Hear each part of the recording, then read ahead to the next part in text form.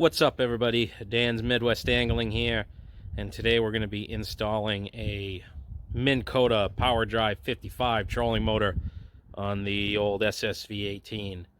So this boat does not come pre-wired for a trolling motor, so we're going to be starting from scratch, and I'm going to show you on any boat this would apply how to essentially engineer your own electrical system.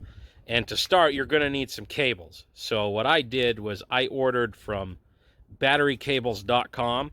I'm going to put a link in the description. And Minn Kota has a PDF you can download online that'll tell you what your specific trolling motor has for an amperage draw.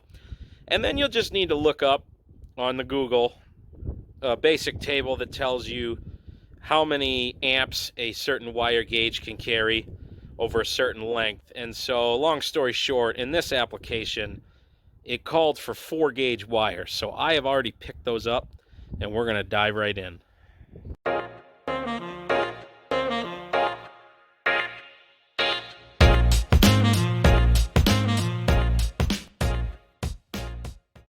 So before we begin, I just wanted to go over real quick a crudely made Snapchat diagram of how this is going to work in the SSV-18. So basically, the orange line represents where the cables are going to run through the rear benches, and the black line represents the path of the liquid tight conduit. Now, here's some things that you're going to need. Obviously, you're going to need a trolling motor. You're going to need the wires, as we spoke before about how to figure out what you need. You're going to need a battery tray and a battery, some conduit. You're going to need 2 fittings, one for each end of said conduit, some clamps to hold that conduit down.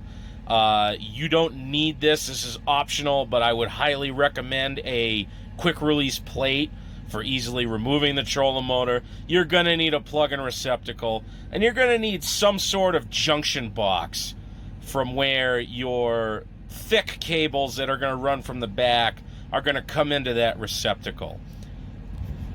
All right, so the first step into creating any sort of system is that we need to mock it up to make sure everything fits. So as you can see, my leads I got for my trolling motor, testing there. They are going to come all the way back,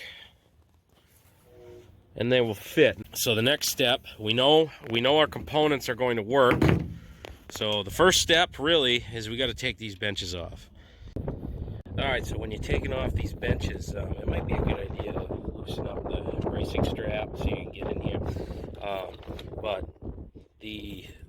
all of the ones that are on the edge that have a lip, they're going to be a machine screw with a 10mm nylock nut. But all the ones that are back in here, these are going to be lag screws. And so it's a good idea to keep all your screws separated. That's what I got these jars here for. They keep you nice and organized when it comes time to put them back together. So once you get your rear benches off, you'll see that this right here is your flotation foam. And then you got this piece of hose that runs through here into the back. And if you don't tell them at the dealership, unfortunately, they will route your fuel to this side and the battery under where you sit, and that can lead to some weight distribution problems. So we're going to be fishing this back out, and we're going to be swapping them around. The gas tank is going to go here, and then the batteries are going in this side. So we got the battery trays installed, and we got the trolling motor wires started to be run. Now how we're going to be moving these up here is through this conduit, and how they're coming into the compartments are these press fittings, and just took a hole saw. This is going to be the bow graph, and so it doesn't need as beefy as a tube. And this is where the trolling motor wires, and yeah, this is 4-gauge wire, and so we got 3/4 inch conduit. And yeah, wires are just going to go through, and then This will slip on. Then obviously go on tight and then run all the way up. So we just wanted to note that these are the clamps that we got to hold down the conduit. This is how they come out of the package. Now they're the same color roughly as the conduit. They actually match the boat pretty well, and this is just the liquid tight stuff that you get at Home Depot.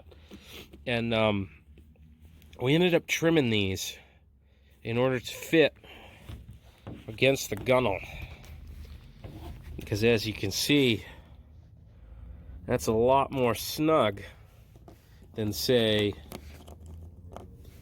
these right here. We already snipped the tab off them, but that gives you a lot bigger of a gap. But if you just take the 10 snips there and trim that up, that gets it a lot tighter.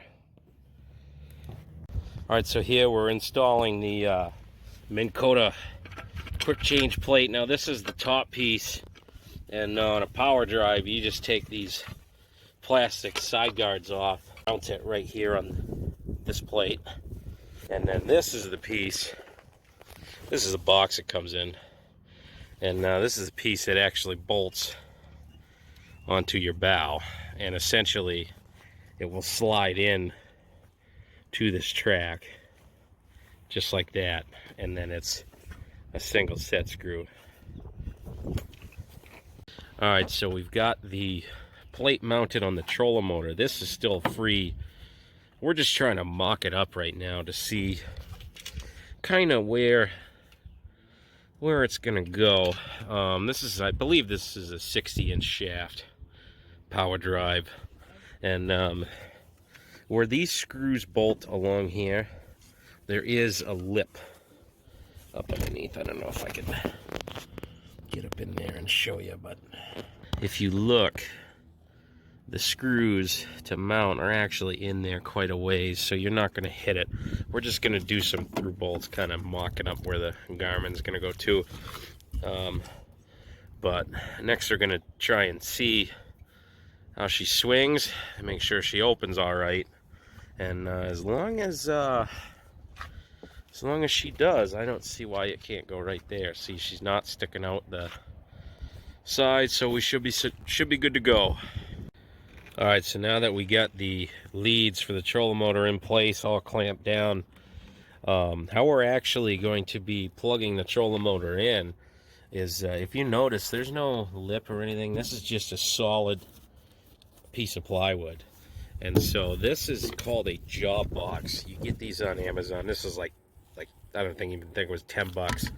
But essentially, it's a hollow little box, and so it's got this flange here you can mount from the bottom, but this unscrews, and then we're going to be putting the trolling motor plug in here, and then the conduit is going to feed into the side, and that'll give us something solid to plug into. Here we have power drive is installed, and as you can see, that fits quite well, and a little extra if there's some wind. Highly recommend this quick release bracket, because when you want to take the motor off, all you got to do is just loosen this here wing nut, which you probably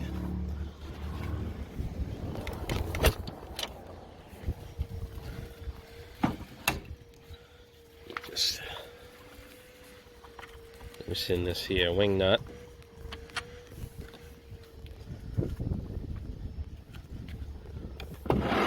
Off she goes. So before we wrap this up, I just wanted to go over quickly the junction box. Basically, just the liquid tight conduit fitting comes up into here, and just a regular old trolling motor plug.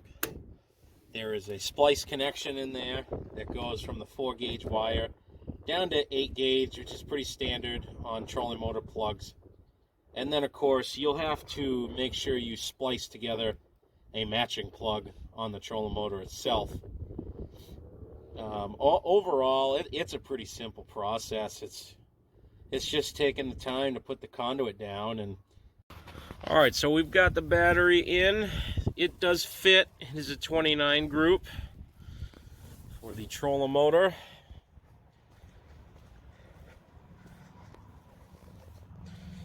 That box was not fun to get up in there, but it's there. And she works.